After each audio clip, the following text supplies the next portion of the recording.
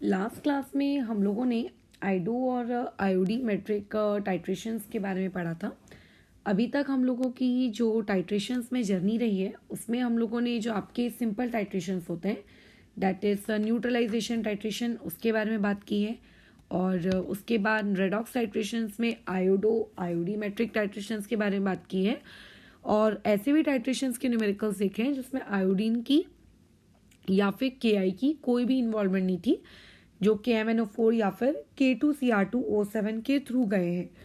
तो अभी आज का देखो जो हम लोगों का टॉपिक है दैट इज बैक टाइट्रेशंस। मैंने हेडिंग आई थिंक गलत डाल दी है, मैंने डबल टाइट्रेशंस की स्लाइड ओपन कर ली है। ठीक है, टॉपिक हम लोग जो अभी पढ़ने वाले हैं that would be back titrations.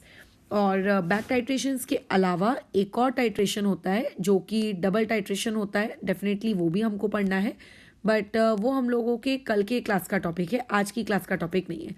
तो आज हम लोग जो टॉपिक सीखने वाले हैं वो बैक टाइट्रेशंस है। और डबल टाइट्रेशंस आप लोगों का थोड़ा सरदर्दी वाला टॉपिक रहेगा, तो बट क्या है, करना तो पड़ेगा और क्या है। तो डबल टाइट्रेशंस के बाद टाइट्रेशंस ख़त्म हो जाना है और उसके बाद फिर टॉपिक पढ़ेंगे हम ओलियम। और ओलियम के बाद एक और टॉपिक पढ़ाना था वॉल्यूम स्ट्रेंथ ऑफ H2O2 और कुछ सवाल जिसमें हम लोग वाटर की हार्डनेस कैलकुलेट करते हैं थ्रू रेडॉक्स, ये तीसरा टॉपिक। इंडिकेटर थ्योरी ये चौथा टॉपिक। और पांचवा कुछ बेसिक टर्म्स रेडॉक्स के जो मेरे को स्टार्टिंग में लेने थे बट मैं लास्ट में ले रही हूँ। चलो पहले शुरू करते हैं। तो बैक टाइट्रेशंस है क्या? देखो बैक टाइट्रेशंस में मतलब बैक टाइट्रेशंस की हमें नीड पड़ती क्यों है बेसिकली। तो कई बार कैसा होता है कि हम लोगों के पास कुछ ऐसी रिएक्शंस होती हैं जिन रिएक्शंस में वोलेटाइल सब्सटेंस इन्वॉल्व होता है। वोलेटाइल सब्सटेंस इन्वॉल्व होता है का मतलब कुछ ऐसी चीज़ें इन्वॉल्व होती हैं जो बहुत ही जल्दी वेपराइज्ड हो जाती हैं, ठीक है, वेपर फेज में उड़ जाती हैं। तो ऐसे लोगों को अगर आप यूज़ कर रहे हो टाइट्रेशंस में तो उनकी अगर आपको कंसंट्रेशन निकालनी है या उनसे रिलेटेड आप लोगों को अगर कोई भी जानकारी अगर कैलकुलेट करनी है तो हम लोग बैक टाइट्रेशंस का यूज़ करते हैं। दूसरी चीज़, बैक टाइट्रेशंस का हम लोग यूज़ तब भी करते हैं जब हम लोगों के पास कोई एक ऐसा सब्सटेंस है जो कि इनसोल्यूबल है। अब for example I do have a chalk, ये मेरे पास मान लेते हैं चॉक है। सबको पता है कि जो चॉक होती है वो आपके कैल्शियम कार्बोनेट की बनी हुई रहती है, सही कह रही हूँ। अब जो कैल्शियम कार्बोनेट की चॉक है अगर मैं इसको वाटर में डिसॉल्व करूंगी तो ऑब्वियस है कि आप लोगों को जो सोल्यूशन मिलेगा उस सोल्यूशन में ये चीज़ कैसी होगी, आप लोगों की डिसॉल्व नहीं होगी। अब इनसोल्यूबल सोल्यूशन जैसा दुनिया में कोई वर्ड नहीं होता, ये मेरे द्वारा डिस्कवर्ड किया हुआ वर्ड है, समझ जाना मैं क्या कहना चाह रही हूँ। आप लोगों को प्रेसिपिटेट के फॉर्म में वो नीचे चॉक डिपॉजिट होकर मिल जाएगी। अब मुझे अगर कल को ये पूछना रहा तुमसे कि बताओ इस चॉक के परसेंटेज प्यूरिटी क्या है, क्योंकि यूजुअली आपके पास जब भी ऐसा सवाल आता है ना जो सब्सटेंस इनसोल्यूबल सॉल्यूशन बनाता है तो ज़्यादातर केसेस में उनकी परसेंटेज प्यूरिटी ही पूछी जाती है, ठीक है। चॉक के बदले में यहाँ पे ब्लीचिंग पाउडर भी हो सकता है। और तुम तो जानते हो 10th स्टैंडर्ड में तुम लोगों ने पढ़ा होगा कि जो ब्लीचिंग पाउडर होता है यानी कि CaOCl2, इसके अंदर में जो मेन ब्लीचिंग का काम करता है यानी कि आप लोगों का ब्लीचिंग एजेंट वो होता है Cl2। तो कई बार तुमसे ये पूछा जा सकता है कि बताओ इस Cl2 का अमाउंट कितना है। अब अमाउंट यानी कि इट में आस्क वॉल्यूम, इट में आस्क मास, इट में आस्क मोल, इट में ask milliequivalent, anything related to amount, और इट में ask what is the percentage purity of that bleaching powder. ठीक है, आपने जो ब्लीचिंग पाउडर मार्केट से खरीद कर लाए हो उसकी परसेंटेज प्यूरिटी क्या है। तो ज़्यादातर क्वेश्चंस आपको परसेंटेज प्यूरिटी के या फिर लेट्स से अमाउंट टाइप के भी मिल सकते हैं। तो जहाँ पे इस टाइप के सवाल पूछे जाते हैं, जहाँ पे इम्प्यूरिटी लेट्स से इन्वॉल्व हो जाती है, वहाँ पे हम लोग बैक टाइट्रेशंस का यूज़ करते हैं। बैक टाइट्रेशंस का यूज़ हम लोग उन टाइट्रेशंस में भी करते हैं, ठीक है, जहाँ पे आपके दोनों के दोनों कंपोनेंट वीक होते हैं। जो हम लोगों की फर्स्ट डे था जिस दिन हम लोग बेसिक्स ऑफ टाइट्रेशन सीख रहे थे, उस दिन हमने इस बारे में बात की थी कि यूजुअली हम लोग टाइट्रेशंस में उन लोगों को यूज़ करते हैं जिनमें एक कंपोनेंट एटलीस्ट क्या होना चाहिए, स्ट्रॉन्ग होना चाहिए। जैसे वीक एसिड है तो बेस स्ट्रॉन्ग होना चाहिए, अगर बेस वीक है तो एसिड स्ट्रॉन्ग होना चाहिए। कोई एक आधी कंपोनेंट हमारा कैसा होना चाहिए, स्ट्रॉन्ग। लेकिन अगर मान लेते हैं अगर आपके पास दोनों ही कंपोनेंट आप लोगों के क्या हो गए, वीक हो गए, सो इन दैट केस हम लोग वहाँ पर आप लोगों के बैक टाइट्रेशंस का यूज़ करते हैं। तो ये कुछ मैंने तुम लोगों को क्या बता दिए हैं, आप लोगों के एप्लीकेशंस बता दिए किस चीज़ के, आपके टाइट्रेशंस के। ठीक है, कि बैक टाइट्रेशंस का हम लोग बेसिकली यूज़ कहाँ पर करते हैं। अब ये तो हो गई बातचीत बैक टाइट्रेशंस को लेकर। अब बैक टाइट्रेशंस की पूरी कहानी के पीछे में इसकी थियरी क्या इन्वॉल्व है। बहुत ही सिंपल सी थियरी है, पहले मैं 2 लाइन में समझा देती हूँ और उसके बाद इसका जो कंसेप्चुअल पार्ट है वो भी बता देती हूँ। वैसे तो मैं बहुत इजीली समझ में आ जाएगा, क्योंकि देखो ये कुछ भी नहीं है। हम लोग पता है यूजुअली क्या करते थे, कभी कभी लैब में जब काम करते हैं तो कुछ मशीन्स ऐसी होती हैं जो बहुत कॉस्टली होती हैं, और जो कॉलेज वाले होते हैं उनके पास आपके मान लेते हैं एक आधी मशीन होती है या 2 होती ज़्यादा से ज़्यादा। ठीक है, तो ऐसे में अब दिक्कत ये आ जाती है कि एक टीम या एक ग्रुप जब उस पर्टिकुलर मशीन पे वर्क कर रहा है तो दूसरा ग्रुप वेट करता है। अब ऑब्वियस है कि जिसका आखिरी में आता है तो आखिरी आता है तो शाम हो जाती है, सबको घर जाने की जल्दी होती है।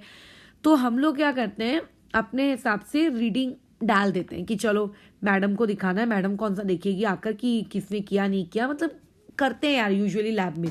उसमें करना ही करते ही, मैंने तो किया है, बाकियों का मुझे नहीं पता, मैंने तो किया है। ईमानदारी से प्रैक्टिकल्स भी किए हैं, बट मेरे जो इंटरेस्ट के प्रैक्टिकल्स हैं वो क्वालिटेटिव एनालिसिस रहे हैं, क्वांटिटेटिव एनालिसिस भी रहे हैं। बट जो प्रैक्टिकल्स ऐसा लगता है कि यार मशीन में बैठ के बस रीडिंग ही लेना है और उसमें तो कुछ भी इंटरेस्टिंग नहीं है, सॉल्ट एनालिसिस नहीं है, वो मुझे अच्छा नहीं लगता था। तो मैंने तो देखो ये काम किया ही है हमेशा हमेशा।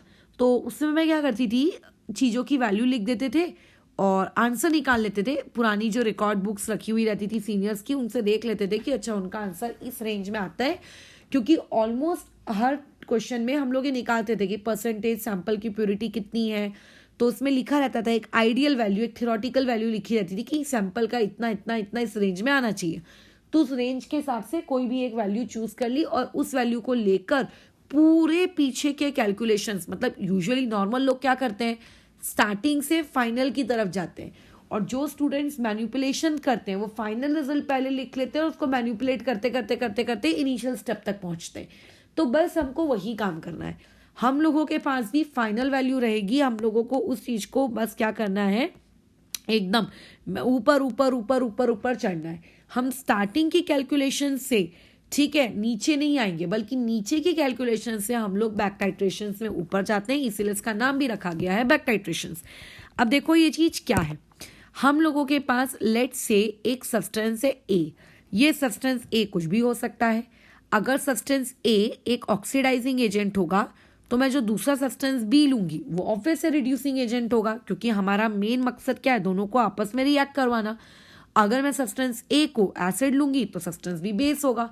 तो बेसिकली आपको ए और बी सच दैट लेना है कि एसिड बेस का या तो पेयर बनना चाहिए, तो ऑक्सीडाइजिंग या फिर रिड्यूसिंग एजेंट का पेयर बनना चाहिए। ठीक है, ये आप लोगों का मेन मकसद होगा किस चीज का, बैक टाइट्रेशंस का या किसी भी टाइट्रेशंस का। ठीक है, टाइट्रेशन का में रिएक्ट भी तो होनी चाहिए ना, 2 चीजें, अगर 2 चीजें रिएक्ट ही नहीं हो रही है तो फिर टाइट्रेट कैसे करोगे आप उनको। तो आपके पास 2 सब्सटेंसेज हैं, एक है ए और एक है बी। अब इसमें से मैंने किसी एक सब्सटेंस को बहुत ज्यादा क्वांटिटी में ले लिया है, बहुत ज्यादा। अब मान लेते हैं मुझे ए हो सकता है मेरी चौक हो सकता है ए मेरा अमोनिया हो सकता है ए मेरा ब्लीचिंग पाउडर हो, मतलब ऐसी कोई चीज जिसकी वैल्यू आसानी से निकाल पाना पॉसिबल नहीं हो।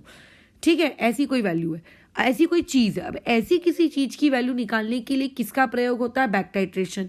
तो ऐसी किसी चीज की वैल्यू निकालने के लिए हम जो उसके साथ किसी और को ऐड करते हैं, उस ए के साथ जब मैं किसी और को ऐड करूंगी, लेट्स से ये मेरा सैंपल है, इस सैंपल मतलब हो सकता है मुझे इस सैंपल का क्या कैलकुलेट करना है, परसेंटेज प्यूरिटी कैलकुलेट करनी है मुझे इस सैंपल की।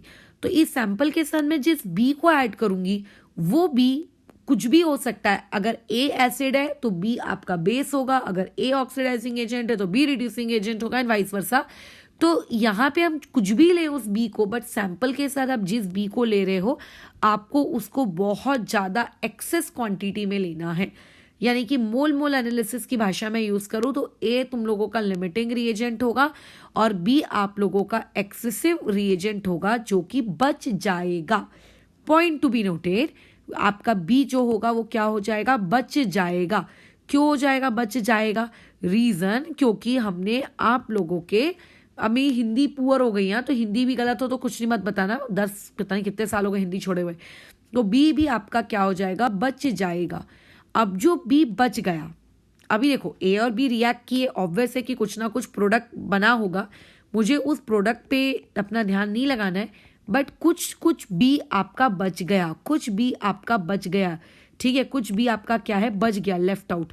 अब ये जो मेरा बी बच जाता है ये हो गई आप लोगों की स्टेप नंबर 1। अब आते हैं हम लोग स्टेप नंबर 2 में।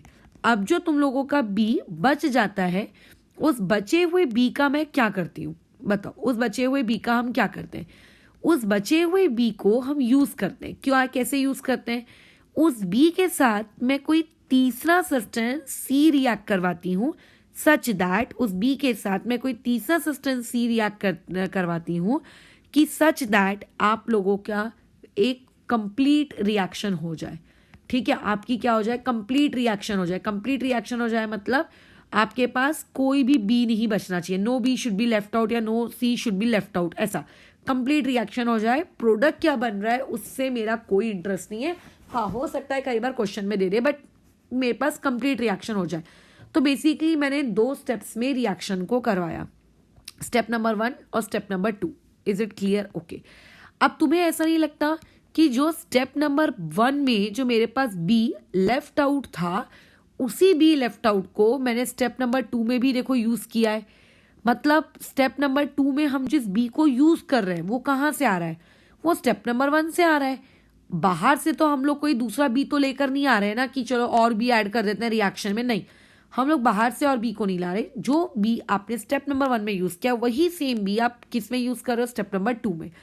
बराबर वही सेम बी आप किस में यूज कर रहे हो, स्टेप नंबर किस में, 2 में। अच्छा, अगर मैं तुमसे ये कहूं कि स्टेप नंबर 2 में आप लॉ ऑफ इक्विवेलेंस लगाओ, तो तुम ये कह सकते हो मिली इक्विवेलेंस ऑफ बी, ठीक है, लेफ्ट आउट। मैं यहाँ पे लेफ्ट आउट वर्ड इसीलिए कह रही हूं क्योंकि स्टार्टिंग में बी टेकन भी तो है, ठीक है, कितने बी हमने लिए थे, इसीलिए इक्वल टू किसके हो जाएगा, milli equivalence of B, sorry equal to milli equivalence of C. क्या ये पॉइंट समझ में आ रहा है, कितने मिली इक्विवेलेंट ऑफ सी के साथ वो रिएक्ट कर रहा है। अगर मैं स्टेप नंबर 2 में लगाऊं तो अगर मैं यही सेम लॉजिक आप लोगों का यहाँ पे लगाऊं, कहाँ पे, स्टेप नंबर 1 में, तो अब देखो स्टेप नंबर 1 में ये लॉजिक लगाते वक्त हमें थोड़ा सा सावधानी बरतनी पड़ेगी, यहाँ पे थोड़ा सा अपने भेजे का प्रयोग करना पड़ेगा कि स्टेप नंबर 1 में मैं लॉ ऑफ इक्विवेलेंस ए और बी टेकन के बीच में नहीं लगा सकती। क्यों नहीं लगा सकते, क्योंकि बी टेकन आपने एक्सेस क्वांटिटी में लिया है, और जब भी हम लॉ ऑफ इक्विवेलेंस लगाते हैं तो हमारा सबसे बड़ा असम्पशन यही होता है कि या तो कंप्लीट न्यूट्रलाइजेशन हुई है या तो आप लोगों के पास कंप्लीट क्या हुई है, ऑक्सीडेशन, मतलब हुई oxidation reduction, what ever you से, है ना, कभी कुछ बचना नहीं चाहिए। बट बी तो हमने एक्सेस क्वांटिटी में लेके रखा है यार, वो तो बचेगा ही बचेगा, बराबर, वो तो बचेगा ही बचेगा, वो ना बचे ऐसा हो नहीं सकता, ठीक है, वो ना बचे ऐसा हो नहीं सकता।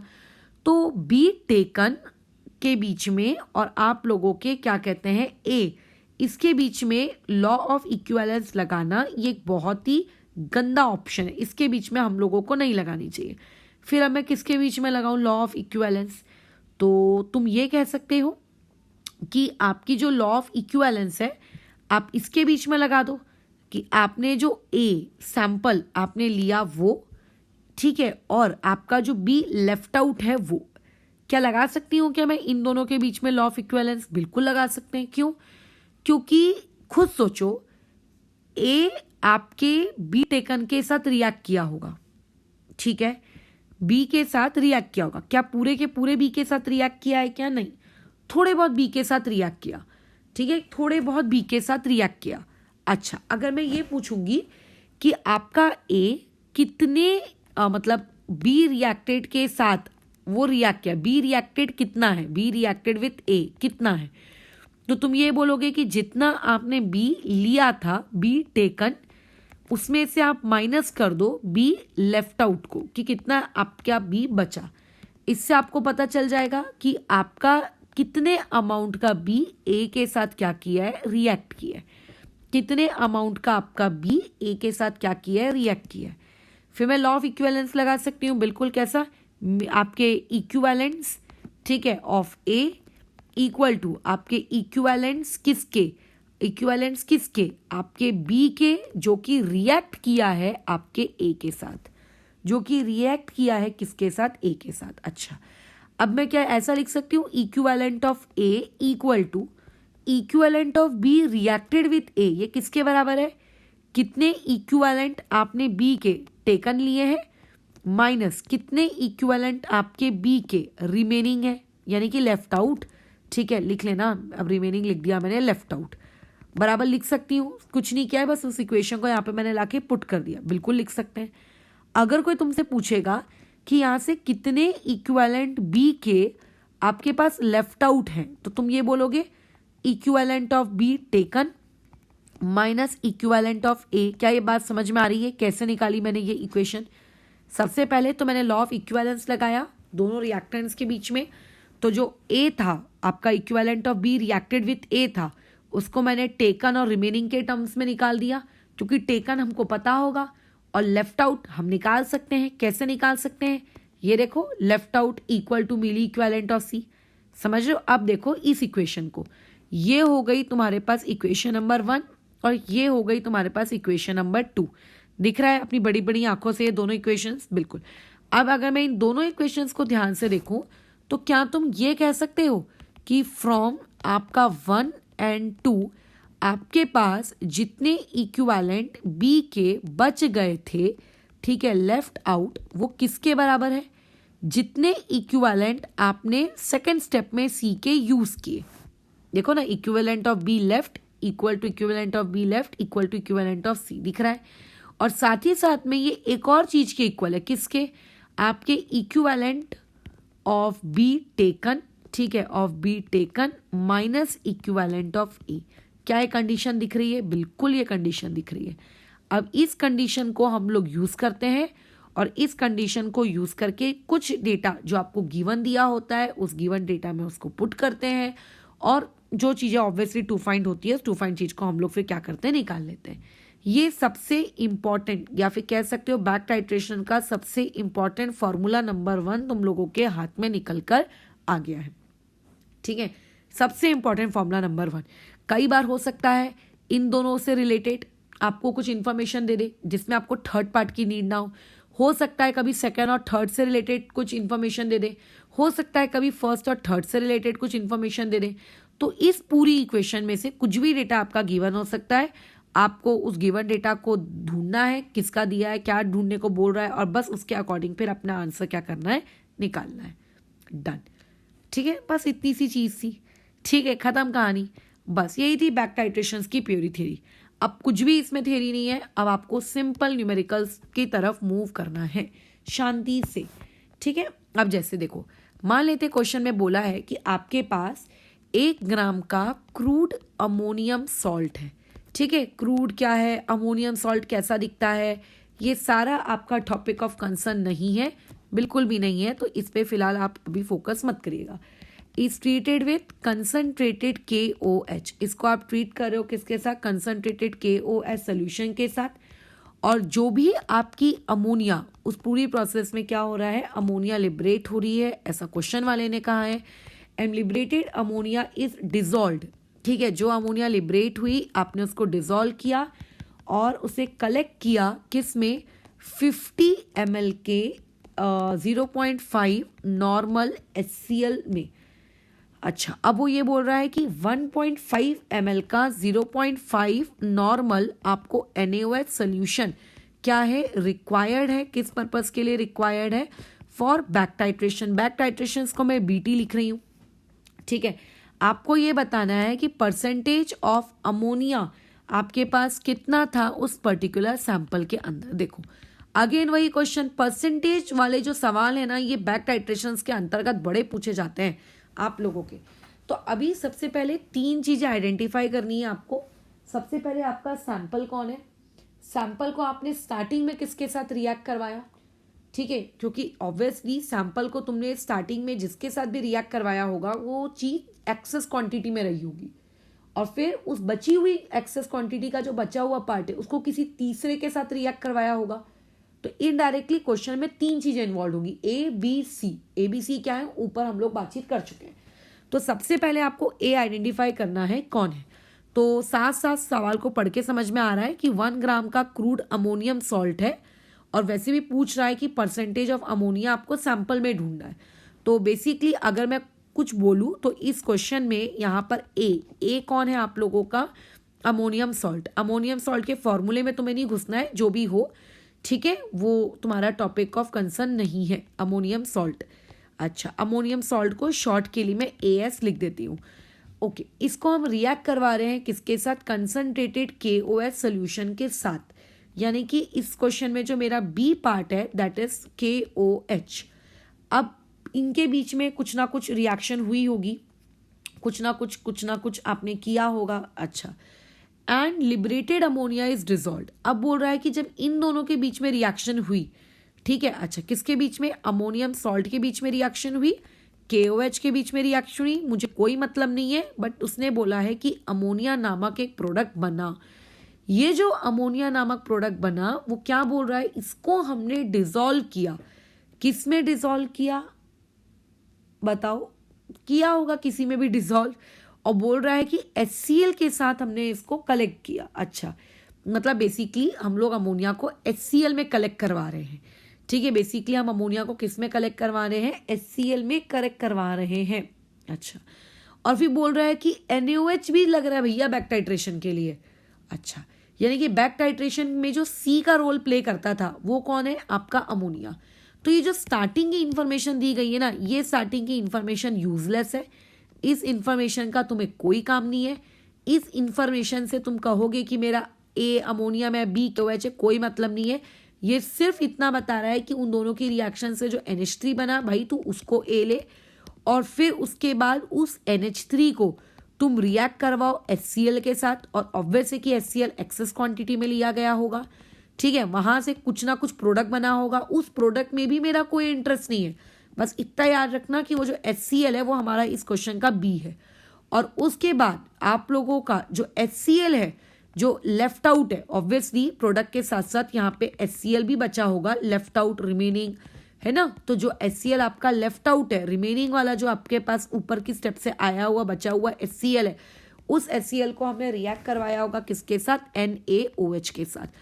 तो कुछ एक प्रोडक्ट बना होगा, वो प्रोडक्ट भी हमारा इंटरेस्ट है। तो बेसिकली ये दोनों की दोनों हमारी रिएक्शन है बैक टाइट्रेशंस की, स्टेप नंबर 1, स्टेप नंबर 2, ठीक है। अब देखो इंफॉर्मेशन किस किस के बारे में दी है, पहले ये पटपट पता लगा लो। NaOH के बारे में इंफॉर्मेशन दी हुई थी ऊपर सवाल में, क्या दी हुई थी कि NaOH की जो नॉर्मेलिटी है वो आपकी 0.5 नॉर्मल है। ऑब्वियसली NaOH का वैलेंसी फैक्टर तुम भी जानते हो, वैलेंसी फैक्टर 1 होगा, और इसका वॉल्यूम आपको दिया हुआ था 1.5 ml। मतलब मुझे C के बारे में सारी जानकारी, क्योंकि NaOH ही मेरा C है। और क्वेश्चन में देखो किसके बारे में जानकारी दी हुई है, कुछ HCl के बारे में लिखा हुआ है उसने, कि जो अमोनिया लिबरेट हुई उसको हमने डिसॉल्व किया और उसको हमने कलेक्ट किया, ठीक है, किसमें कलेक्ट किया, 50 ml के 0.5 नॉर्मल HCl में, ठीक है, 50 ml के 0.5 नॉर्मल HCl में। यानी कि HCl स्टार्टिंग में जो यूज हो रहा है किस पर्पस के लिए, अमोनिया को कलेक्ट करने के पर्पस के लिए, उसकी हमें इंफॉर्मेशन दी हुई है। मतलब बेसिकली मुझे HCl जो एक्सेस क्वांटिटी में है, जो बी पार्ट है, मुझे वो दिया है।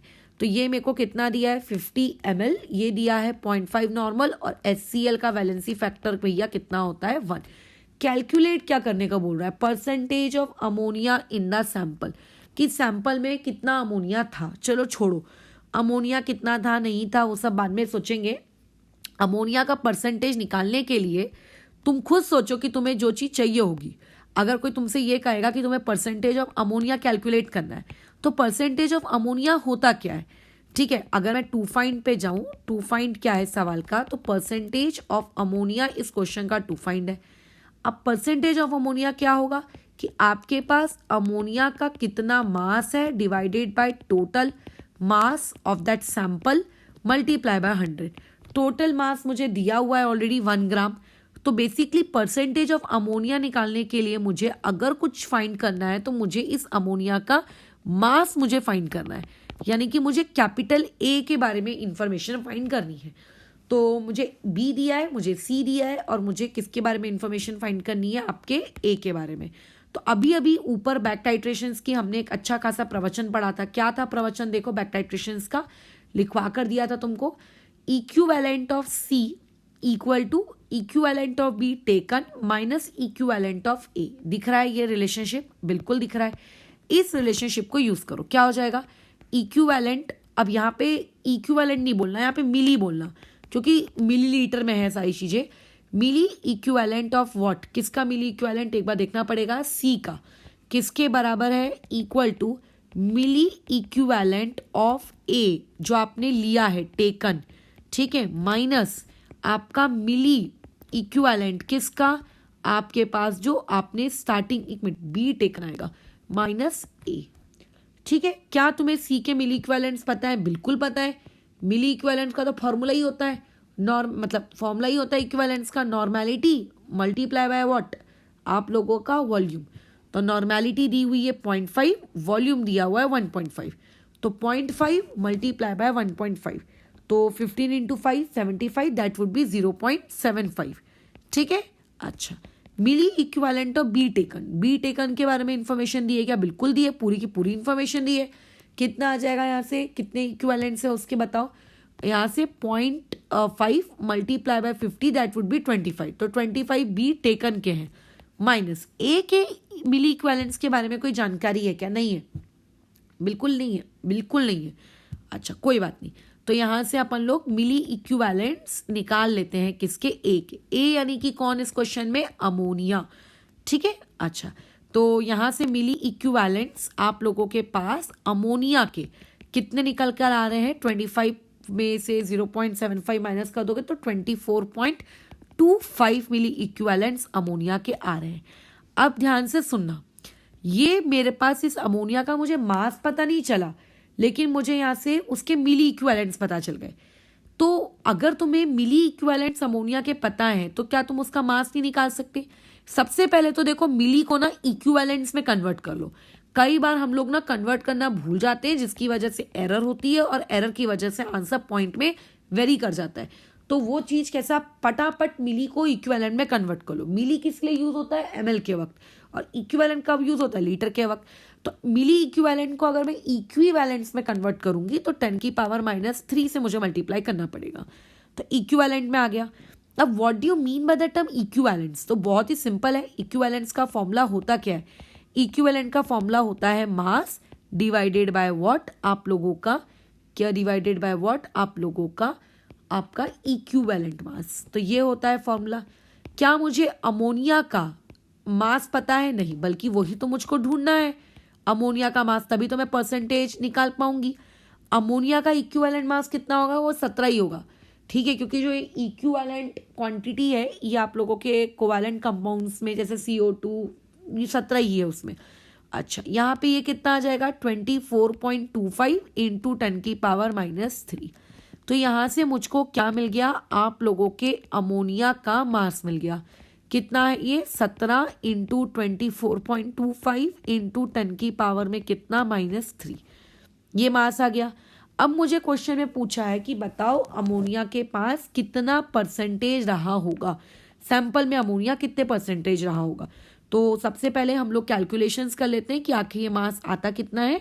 तो 17 मल्टीप्लाई बाय 24.25, 412.25 आता है, तो जिसको मैं ऐसा लिख देती हूँ 0.41225 ग्राम, ये मेरे पास अमोनिया का मास है।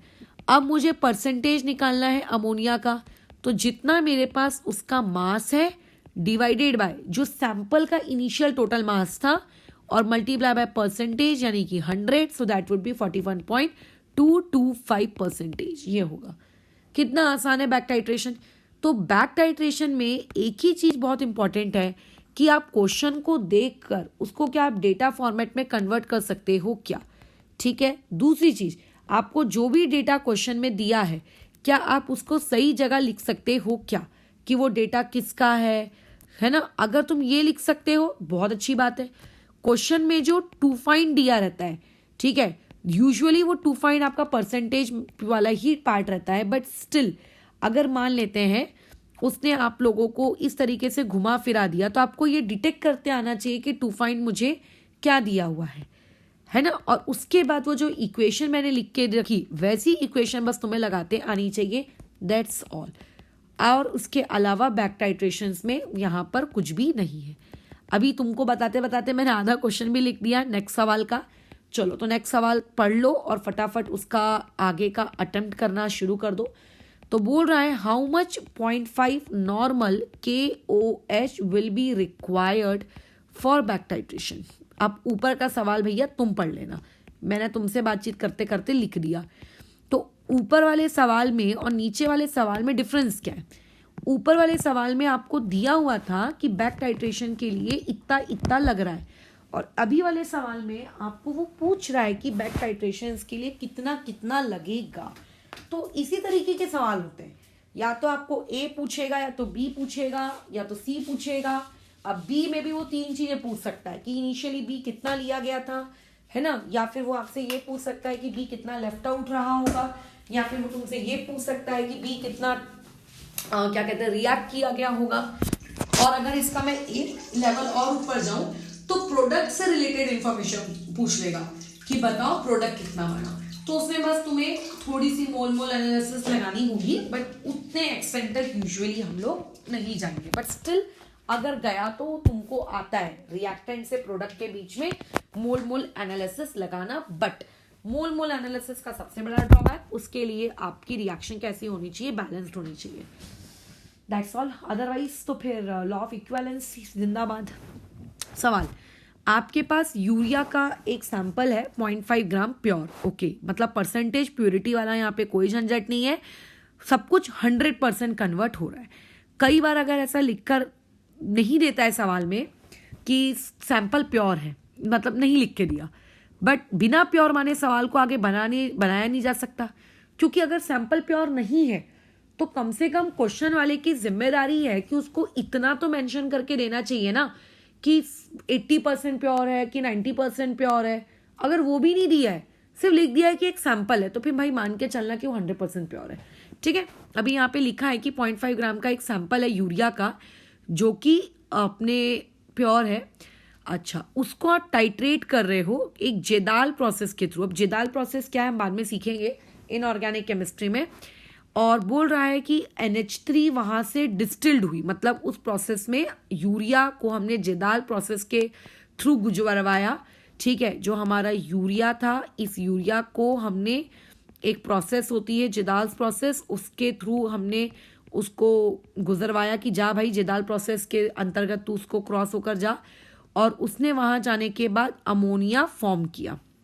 अच्छा, अब ये जो अमोनिया बन रहा है इसको आप H2SO4 में डिस्टिल्ड कर रहे हो, मतलब कलेक्ट कर रहे हो, जैसे कि ऊपर वाले केस में था। तो जो भी अमोनिया बना उस अमोनिया को हमने H2SO4 में कलेक्ट किया, ऑब्वियसली प्रोडक्ट बना होगा। अब बोल रहा है कि how much 0.5 normal KOH will be required for back titration, यानी कि इससे तुम समझ जाओ कि NH3 तुम्हारा सैंपल है, सैंपल यानी कि कैपिटल A, H2SO4 तुमने एक्सेस क्वांटिटी में लिया है यानी कि B, और उसके बाद ये जो H2SO4 है, इस H2SO4 का कुछ तो लेफ्ट आउट पार्ट बचा ही होगा ना, कुछ तो ये रिमेनिंग रहा ही रहा होगा। तो जो रिमेनिंग पार्ट बचा, उस रिमेनिंग पार्ट की आपने अगेन टाइट्रेशंस करवाई, किसके साथ, KOH के साथ। तो KOH इस क्वेश्चन का कौन है, C है, मतलब ABC हमने डिटरमाइन कर लिया। अब हमको ये पता लगाना है कि क्वेश्चन में जो इन्फॉर्मेशन दी गई है किसकी दी गई है। तो पहली लाइन में बोला गया 0.5 gram pure sample of urea. Urea, ध्यान से कानों में बात डालना, मैंने यूरिया वर्ड बोला, ठीक है। मैंने कौन सा वर्ड बोला, यूरिया, ठीक है। मैंने अमोनिया नहीं बोला, मैंने यूरिया बोला है। तो कई लोगों से देखना मिस्टेक होती है, वो इसको 0.5 ग्राम ले लेते हैं। यार ये 0.5 ग्राम नहीं है, नो बिग नो, ये गलत है।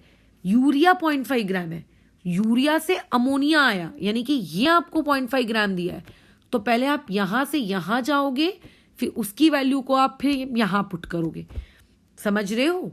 अच्छा, अब इसमें लोगों का एक और मिस्टेक पॉइंट है, वो यहाँ पे मोल मोल एनालिसिस का मतलब कंसेप्ट लगा लेते हैं, मोल मोल एनालिसिस लगा लेते हैं, या फिर वो लोग जो काम करते हैं मोल मोल एनालिसिस में, वो गलत है। मोल मोल एनालिसिस तब लगाना भाई जब रिएक्शन बैलेंस्ड हो। ठीक है, अगर तुम्हें रिएक्शन पता है और अगर तुम बैलेंस कर सकते हो तो लगा लो, बट अगर तुम्हें रिएक्शन नहीं पता, तुम बैलेंस नहीं कर सकते, या कुछ बैलेंस के तरीका ही नहीं आता, जो भी हो, तो फिर मोल मोल एनालिसिस के थ्रू मत जाना। ठीक है, और क्वेश्चन में क्या इन्फॉर्मेशन दी गई है?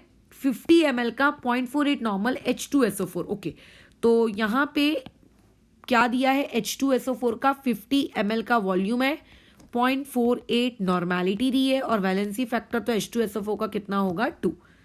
अच्छा, नीचे KOH को लेकर क्या इंफॉर्मेशन दी हुई है? KOH को लेकर सिर्फ इतनी इंफॉर्मेशन दी हुई है कि 0.5 नॉर्मेलिटी है और वैलेंसी फैक्टर उसका कितना है? 1। लेकिन मुझे KOH का वॉल्यूम नहीं पता, बल्कि यही मुझको ढूंढना है। तो मुझे C के बारे में ढूंढना है, तो मुझे B पता होना चाहिए। B की सारी इंफॉर्मेशन क्या पता है? बिल्कुल। अगर मुझे C को ढूंढना है तो मुझे A की इंफॉर्मेशन पता होनी चाहिए। क्या मुझे A की इंफॉर्मेशन पता है? बिल्कुल नहीं, मुझे A की इंफॉर्मेशन नहीं पता है। अब मैं क्या करूं? मुझे तो A की इंफॉर्मेशन नहीं पता, तो A की इंफॉर्मेशन ढूंढो किसी भी तरीके से। तो अब A की इंफॉर्मेशन कैसे ढूंढी जाए? ठीक है, अब A की इंफॉर्मेशन ढूंढने का मिशन शुरू होता है। तो देखो हो क्या रहा है, आप यूरिया को कुछ तो कर रहे हो। यूरिया इज बेसिकली NH2CONH2, ये यूरिया है। आप इस यूरिया के साथ कुछ तो कर रहे हो कि ये यूरिया अपने अंदर से आपको क्या पैदा करके दे रही है? अमोनिया पैदा करके दे रही है। ये यूरिया आपको 0.5 ग्राम दी हुई थी। तो अगर मैं तुमसे ये पूछूंगी कि आपके पास यूरिया के मोल्स कितने थे, सो यू वुड से कि मैडम 0.5 डिवाइड बाय आप 60 कर लो, ये यूरिया के मोल्स हमारे पास थे। ठीक है, अच्छा ठीक है। अब अगर मैं यूरिया को और अमोनिया की रिएक्शन को बैलेंस आउट करूं, तो मुझको नहीं पता कि रिएक्शन का मतलब प्रोडक्ट क्या होगा, मुझे नहीं पता। मतलब मैं कैसे बता दूं? जेदाल प्रोसेस मुझे नहीं पता, मुझे पता है बट राइट नाउ अगर मैं स्टूडेंट की नज़र से बात करूं तो मुझे नहीं पता मैडम जेदाल प्रोसेस क्या है। बट मैं अब मोल मोल एनालिसिस लगा सकती हूँ क्या? नहीं। तो यहाँ पे हम लोग लगाएंगे POAC। अगर किसी को POAC याद आ रहा होगा, जो हमने फर्स्ट चैप्टर में सीखा होगा, याद है? यहाँ लगाएंगे हम POAC। POAC के लिए बैलेंसिंग की ज़रूरत हमको नहीं पड़ती है, सिर्फ हमें एटम कंजर्वेशन करना पड़ता है। तो हम एटम कंजर्वेशन किस पे लगा रहे हैं?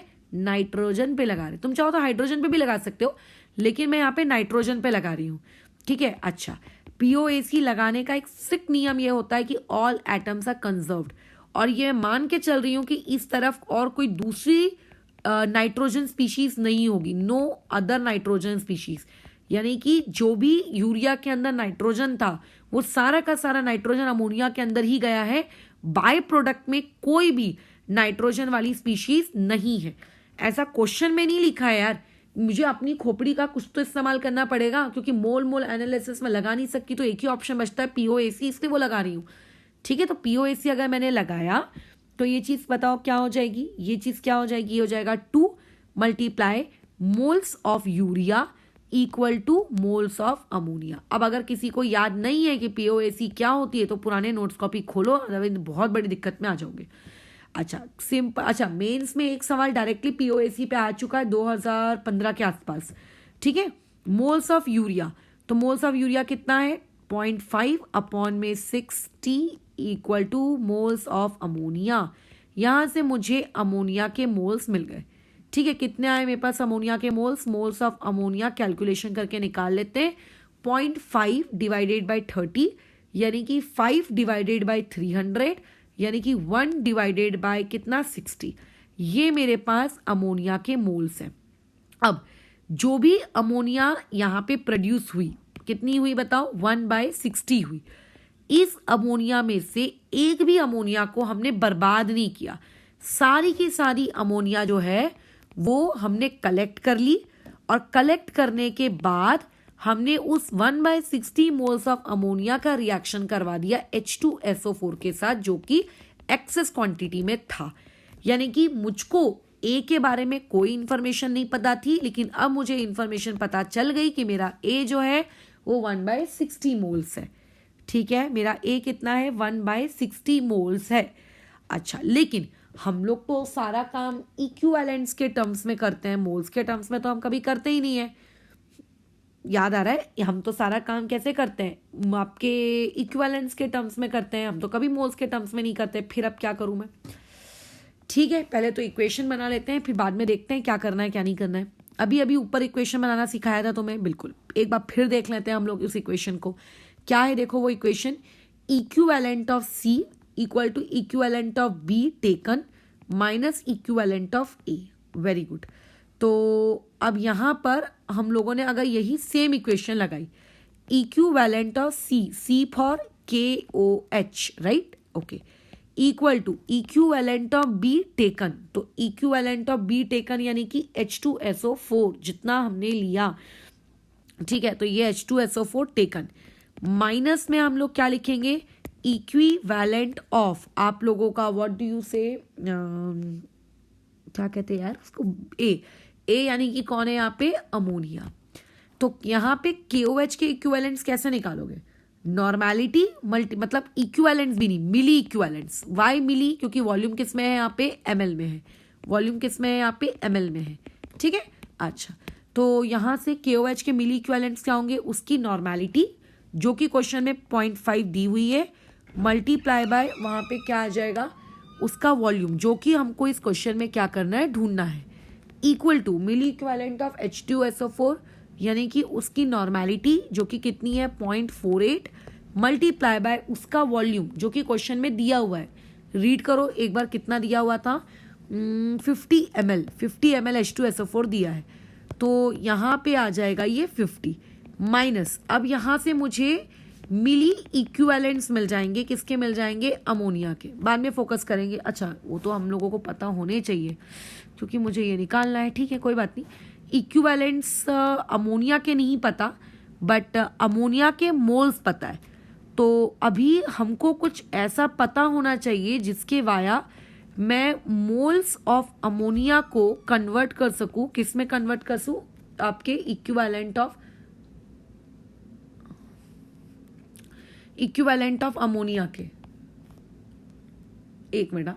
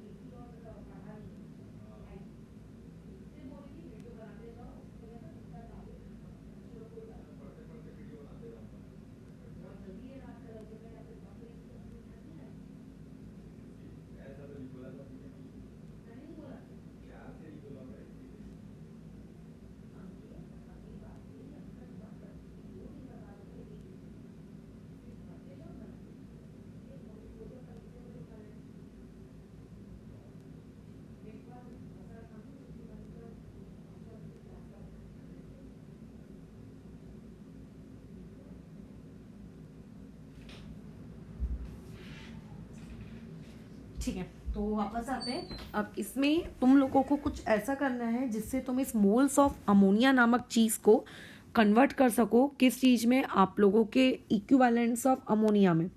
तो तुम्हें याद होगा एक रिलेशनशिप हम लोगों ने जब ये क्या पढ़ रहे थे, हम लोग इक्विवेलेंस करके एक टॉपिक पढ़ रहे थे, तो मैं तुम लोगों को रिलेशनशिप लिखवा के दिए थे, normality equal to molarity into valency factor, right, ये लिखवाया था। फिर तुमको ये भी लिखवा के दिया था एक कि equivalents, number of equivalents equals to आप लोगों का कितना, ये what do we say, valency factor multiply by moles, ये भी लिखवा कर दिया था। तो अगर तुमको ये सारी चीज़ें पता है तो तुम्हारे लिए कोई भी कठिन चीज़ ये नहीं होगी काम करना। तो अभी इसको बस फटाफट डाल दो। अब दिक्कत आती है वैलेंसी फैक्टर की। तो अमोनिया, इस चीज़ में आप लोगों का वैलेंसी फैक्टर कितना हो जाएगा, ये हो जाने वाला है आप लोगों का 1। ठीक है, तो यहाँ पे जो आपके मिली इक्विवेलेंट्स है यानी कि moles multiply by valency factor यानी कि 1, तो ये वाली चीज़ आ गई। अच्छा, अब इसके बाद ये पूरी कैलकुलेशंस तुम्हें करनी है। कैलकुलेशंस करने के बाद तुम्हारे पास आंसर आ जाना है, खत्म, और कुछ भी नहीं है इसमें। ठीक है, ये पूरा का पूरा पार्ट तुम लोगों का 1/60 कितना होता होगा, 0.016 के आसपास आता है। ठीक है, 0.016। चाहो तो 1 डेसिमल आगे तक जा सकते हो, बट कोई नीड नहीं है फालतू के उतना लंबा चौड़ा प्रवचन करने की। तो बस कर लो कैलकुलेशन। 0.48 मल्टीप्लाई बाय 50 कितना हो गया, ये 24। चेक करते रहना मैंने कहीं कैलकुलेशन एरर ना कर दी हो। ठीक है, हो जाती है क्योंकि कई बार। और जो भी 24 आया उसमें से 0.016 माइनस कर देना और फिर उसको डिवाइड कर देना किसके, आपके 0.5 के साथ। तो तुम्हारे पास तुम्हारा आंसर निकल कर आ जाएगा। तो ये आ जाएगा कि आपको इतना इतना वॉल्यूम ऑफ KOH लग रहा है। ठीक है, किस पर्पस के लिए, आपके टबैक टाइट्रेशंस के लिए। एक बार मैं चेक कर लेती हूँ मैंने कहीं कोई गड़बड़ तो नहीं कर दी है। यहाँ पे हम लोगों ने जो ये निकाले हैं ये मोल्स निकाले हैं। ओ माय गॉड, यहाँ पे गड़बड़ हो गई। देखो ना, ये हम मोल्स निकाल रहे हैं और अगर मैं ये मोल्स निकाल रही हूँ तो फिर यहाँ पे ये 1/60 मेरा, और यहाँ जो इक्विवेलेंट ले रही हूँ मैं वो मिली वाला ले रही हूँ, तो मुझे मोल्स भी मिली वाले ही लेने चाहिए थे। देखा, गड़बड़ हो गई। इसीलिए बोलती हूँ मिली और मोल्स, मिली और बिना मिली में बहुत गड़बड़ होती है, ध्यान से करना एकदम काम। तो इसको मल्टीप्लाई बाय हम लोगों को 1000 करना पड़ेगा। ठीक है, और फिर 1000 को डिवाइड करना पड़ेगा 60 से, तो यानी कि वो चीज़ 16 पॉइंट समथिंग आएगी, 16.6 के आसपास। ये रहेगा वो डेटा। ठीक है, ऐसे। और फिर उसको माइनस करेंगे तो ये वाली चीज़ आ जाएगी 7.3 के आसपास, डिवाइड बाय कितना, 0.5। ठीक है, ये हो जाना है आपका। और 7.3 divide by 0.5 that would be 14.6। तो volume of KOH equal to 14.6 ml, ये इसका आंसर है। ध्यान देना, गलती मेरे से हो गई थी। क्या गलती हुई थी मुझसे, मैंने ऊपर में जो मोल्स निकाले थे उसी को नीचे यहाँ पे पुट कर दिया था। अरे अगर यहाँ पे मिली इक्विवेलेंट्स है तो यहाँ पे जो वैल्यू पुट हो रही है वो वैल्यू भी आपकी क्या होनी चाहिए थी, मिली मोल्स होनी चाहिए थी। इसीलिए मैंने उसको मल्टीप्लाई बाय 1000 किया। समझ गए क्या हुआ ये प्रोसेस। तो तुम देखो, बैक टाइट्रेशंस बहुत ही आसान सी चीज़ है। अगर मैं इसके 50 क्वेश्चंस भी ले लेती हूँ तो कोई मतलब के नहीं है। ठीक है, अभी 2 क्वेश्चंस मैं तुम लोगों को इस PDF में दे दूंगी। वो 2 क्वेश्चंस तुम लोगों के होमवर्क के रहेंगे। उन दोनों क्वेश्चंस को या फिर 3-4 क्वेश्चंस को तुम अटेम्प्ट करना, आंसर टैली करना कि वो मैच हो रहे हैं कि नहीं हो रहे हैं। इस PDF में रहेगा। राइट नाउ मैं अभी क्वेश्चन लिखने में समय बर्बाद नहीं कर रही हूँ, बट इस PDF में रहेंगे वो क्वेश्चंस। तो बैक टाइट्रेशंस के आंसर्स भी निकाल के देखना कि सही मैच हुए कि नहीं हुए, बस, और कुछ भी नहीं है। ठीक है, और कुछ भी नहीं है बैक टाइट्रेशंस में। आपको बस डेटा पढ़ते आना चाहिए। अगर आप डेटा पढ़ सकते हो तो आपको सब बन जाएगा। अब इसमें एक टॉपिक और है, वही कैल्शियम ऑक्सीक्लोराइड यानी कि ब्लीचिंग पाउडर वाला, कि कई बार आपको सवाल में ब्लीचिंग पाउडर के रिस्पेक्ट में चीज़ें पूछ लेगा। तो अगर ब्लीचिंग पाउडर के रिस्पेक्ट में सवाल पूछ लिया गया तो क्या हमको कंफ्यूज होना है? कोई नीड नहीं है कंफ्यूज होने की, उसमें एज सच कंफ्यूज होने लायक कुछ है ही नहीं। ठीक है, बस सवाल को जैसा आप अभी ऊपर सॉल्व कर रहे थे, वहाँ पे अमोनिया आया था, अब मान लो यहाँ पे क्लोरीन गैस आएगा, क्योंकि ब्लीचिंग पाउडर अपने अंदर से क्या निकाल के देगा, क्लोरीन निकाल के देगा। जैसे ये आपका ब्लीचिंग पाउडर है, इतना ग्राम है, उसने क्वेश्चन वाले ने आपको बताया है, जिसको आप रिएक्ट करवा रहे हो HCl के साथ। अच्छा, और उसके बाद आप उसको रिएक्ट करवा रहे हो एक्सेस अमाउंट में KI के साथ। ओके, एक्सेस कौन है वो भी तुम्हें पता चल गया, KI है। इसका मतलब रिएक्शन बोलो कौन सी है, लास्ट क्लास में सीखे हो, आइडो है। ओके, अच्छा, और आइडो में हमेशा क्या निकलता है, I2 निकलता है। और जब I2 निकलता है तो उस I2 को हम वापस से रिएक्ट करवाते हैं, किसके साथ रिएक्ट करवाते हैं, आपके हाइपो सोल्यूशन के साथ। ये लास्ट क्लास में जब हम लोग टाइट्रेशंस पढ़ रहे थे तो हम लोगों ने चीज़ ये देखी थी। ठीक है, ये वही सवाल है। चलो अब बना ले इसका ऑर्डर, फटाफट रिएक्शंस बना लो इसकी जल्दी से।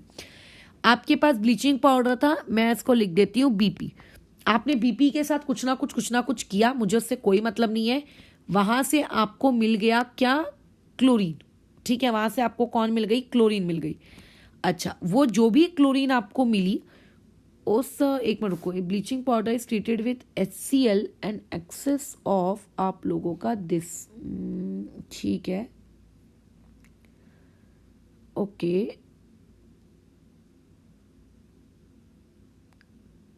ठीक है, यहाँ से आपको मिल गई क्लोरीन।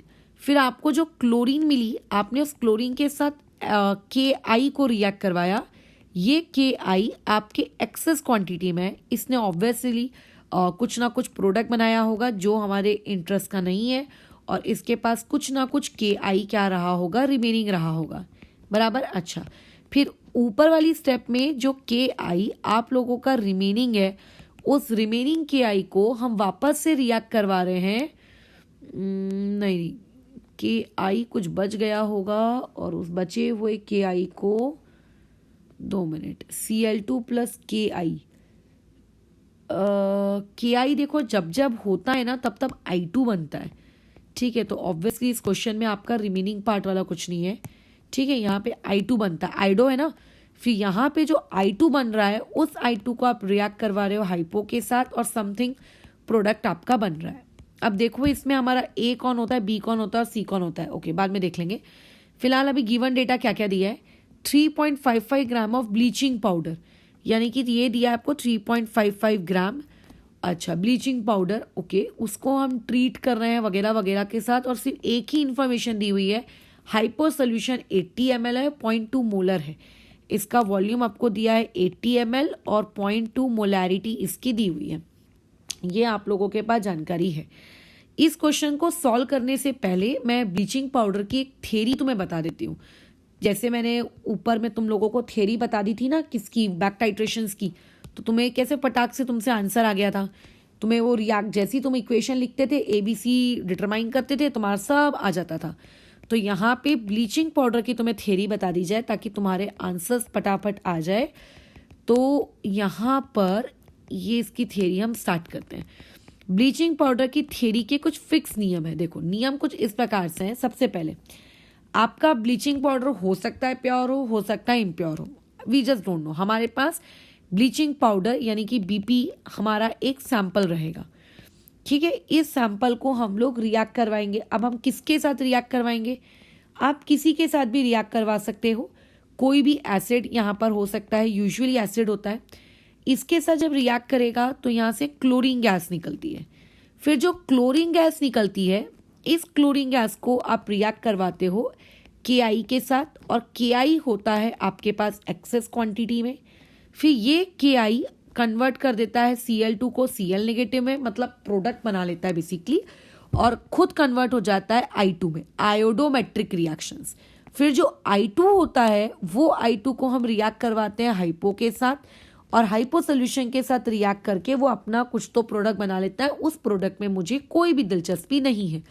तो टोटल ये रिएक्शन कितने स्टेप्स में हो रही है? 3 स्टेप्स में। बस इतना याद रखना है कि ये वाली जो स्टेप है, ये वाली स्टेप आपकी कैसी है? आयोडो है। लास्ट क्लास में हमने इसके ऊपर बातचीत की है। अब होगा कैसे? आपको कुछ ना कुछ इन्फॉर्मेशन दी हुई होगी। अब यहाँ पे इन्फॉर्मेशन के रिस्पेक्ट में जो बातचीत है वो ध्यान से सुनेंगे। इन्फॉर्मेशन क्या है?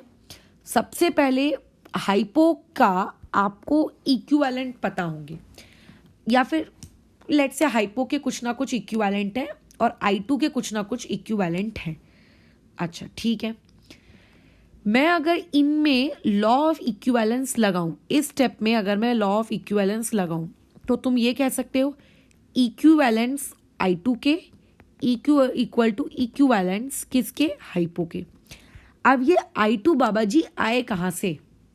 ऑब्वियसली ऊपर वाली स्टेप से आया है। मतलब अगर इस स्टेप में I2 के जितने भी इक्विवेलेंट्स रहे होंगे उतने ही इक्विवेलेंट्स ऊपर वाली स्टेप में भी रहे होंगे, क्योंकि I2 का वही इकलौता सोर्स है। तो यही I2 यहाँ पे आके टपक रहा है। ठीक है, यही I2 यहाँ पे आके क्या हो रहा है, टपक रहा है। हम बाहर से कोई दूसरा I2 नहीं डाल रहे हैं, वो ऊपर वाली स्टेप का ही I2 क्या हो रहा है, नीचे वाली स्टेप में आ रहा है। ठीक है, कोई दिक्कत नहीं। अच्छा, अब मैं यहाँ पे तुमसे ये पूछूंगी कि अब ये जो Cl2 है, क्या मैं ऐसा लिख सकती हूँ कि यहाँ पे आप लोगों के पास अगर मैं इन दोनों के बीच में लॉ ऑफ इक्विवेलेंस लगाऊं, तो क्या इन दोनों के बीच में लॉ ऑफ इक्विवेलेंस लगाया जा सकता है? बिल्कुल लगाया जा सकता है, बट Ki आपने जो लिया है वो एक्सेस क्वांटिटी में है, तो हो सकता है कुछ Ki बच गया हो। तो वही बैक टाइट्रेशंस का अगर मैं यहाँ कंसेप्ट लगाऊं, तो आप ये देखोगे कि जो वैलेंसी फैक्टर I2 का है वही वैलेंसी फैक्टर आपके Cl2 का है, तो जिसकी वजह से आई कैन से दैट ये वाली इक्वेशन की therefore equivalent of I2 equal to equivalent of hypo equal to equivalent of what, Cl2। क्योंकि वैलेंसी लॉ ऑफ इक्विवेलेंस हमेशा रिएक्टेंट के बीच में लगे ऐसा तो नहीं होता है ना। आप लॉ ऑफ इक्विवेलेंस को इसके बीच में भी तो लगा सकते हो, इन दोनों के बीच में, इन दोनों के बीच में। अगर मैंने इन दोनों के बीच में लगाया तो क्या हो जाएगा, आपके equivalence of Cl2 equal to equivalence of I2। ठीक है, ये हो गई आपकी इक्वेशन नंबर 1 और ये हो गई आपकी इक्वेशन नंबर 2। तो देयरफॉर यहाँ मैं फ्रॉम 1 and 2 क्या ये चीज लिख सकती हूँ, ये जो मैंने अभी लिखा है बराबर, कि Cl2, हाइपो और I2 तीनों के इक्विवेलेंट्स आपस में क्या है, इक्वल है। तीनों के इक्विवेलेंट्स आपस में क्या है, इक्वल। ऊपर और नहीं जा रही, चाहूं तो मैं और ऊपर जा सकती हूँ, फिर Cl2 और सैंपल के बीच में भी मैं लॉ ऑफ इक्विवेलेंस लगा सकती हूँ, ये भी किया जा सकता है। चलो, बट अभी फिलहाल अपनी गाड़ी को यहीं पे रोक देते हैं। अब मुझे एक बात बताओ, I2 के इक्विवेलेंट्स क्या होंगे, normality multiply by valency factor, यही होगा, बिल्कुल यही होगा। ठीक है, अभी इसमें अगर कोई मुझसे कहे कि आप एक काम करो, इन दो इक्वेशंस को उठा लो, आप क्या करो, कंसीडर करो इन दो इक्वेशंस को। कौन सी इक्वेशंस को, एक हाइपो की इक्वेशन को आप कंसीडर करो और दूसरी इक्विवेलेंट आप कंसीडर करो क्लोरीन के। क्यों? क्योंकि क्लोरीन मुझे डिटरमाइन करना है और हाइपो हम लोग यूज कर रहे हैं उसको डिटरमाइन करने के लिए, तो ऑब्वियसली मुझे हाइपो के बारे में सब कुछ जानकारियां होंगी इसीलिए। अच्छा, तो अब यहाँ पे अगर कोई मुझसे पूछेगा इक्विवेलेंस ऑफ क्लोरीन क्या होगा, तो मैं कहूंगी normality of chlorine multiply by volume of chlorine. Exactly यही जवाब दिया जाएगा, बिल्कुल। तो नॉर्मेलिटी मुझे नहीं पता, क्या जवाब देंगे, वेट ऑफ क्लोरीन आप ले लो, डिवाइड बाय क्या कर लो, आप डिवाइड बाय क्या कर लो, डिवाइड बाय आप उसका इक्विवेलेंट वेट कर लो। तो इक्विवेलेंट वेट मुझे नहीं पता, मुझे पता है मॉलिक्यूलर वेट, तो ये हो गया मॉलिक्यूलर वेट, ये हो गया डिवाइड बाय वैलेंसी फैक्टर। ठीक है, ये हो गया डिवाइड बाय वैलेंसी फैक्टर। तो यहाँ से मुझे क्लोरीन के इक्विवेलेंट्स पता चल जाएंगे। हाँ, मुझे यहाँ पे वॉल्यूम वाली चीज को इन्वॉल्व करना पड़ेगा, तो ये हो जाएगा volume of Cl2। Equivalent of hypo अगर मुझे निकालना है तो बोलो इक्विवेलेंट ऑफ हाइपो क्या हो जाएगा, वॉल्यूम ऑफ हाइपो, ठीक है, इनटू में नॉर्मेलिटी ऑफ हाइपो, बराबर, ये हो गया। बस इसी कंसेप्ट को अब हम लोग यूज करेंगे आगे और अपने आंसर्स को निकालेंगे। खत्म। अब क्वेश्चन में देखो आपको क्या बोला गया था, आपको ये बताना है, अरे कहाँ लिख दिया यार मैंने ये सारी चीजें, एक मिनट, कुछ गड़बड़ हो गई है। सारी चीजें ऊपर नीचे हो गई।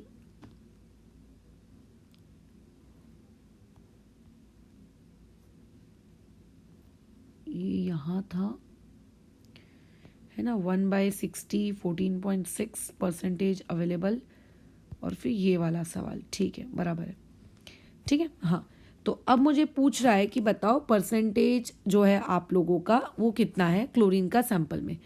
तो सिंपल है, अभी ये जो मैंने ऊपर इक्वेशन निकाली है, इस इक्वेशन को ही अगर मैं थोड़ा सा मॉडिफाई करूं, ये मानते हुए कि लेट जो वॉल्यूम ऑफ Cl2 है ml में, वो मेरे पास कितना है 1000 ml। अब वॉल्यूम नहीं दिया यार, तो कुछ तो अज्यूम करना पड़ेगा, कुछ तो में हम यही अज्यूम करते हैं।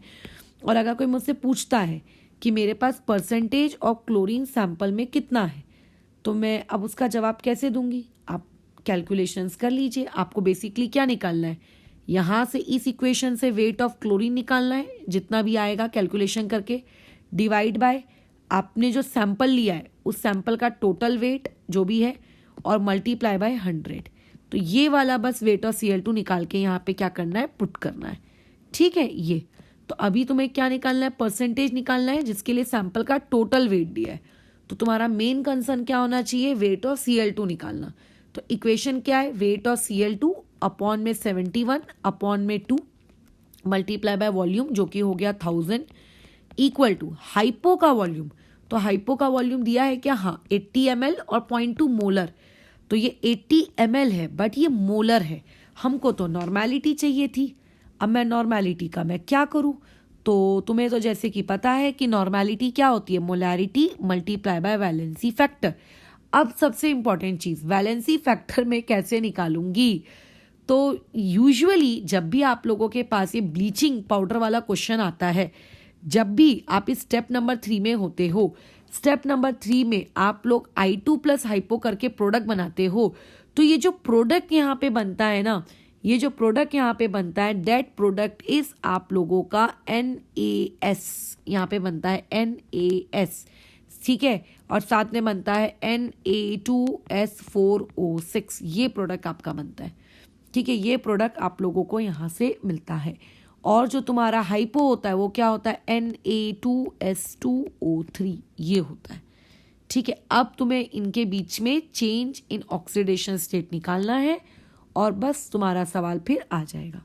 ठीक है, अच्छा, तो यहाँ पर वैलेंसी फैक्टर निकालो, जो भी आता है उसका वो तुम्हारे लिए मैं छोड़ रही हूँ। ठीक है, यहाँ पे वैलेंसी फैक्टर आपको किसका, हाइपो का, Na2S2O3 का कैलकुलेशंस करो तो यहाँ से वेट ऑफ क्लोरीन आ जाएगा।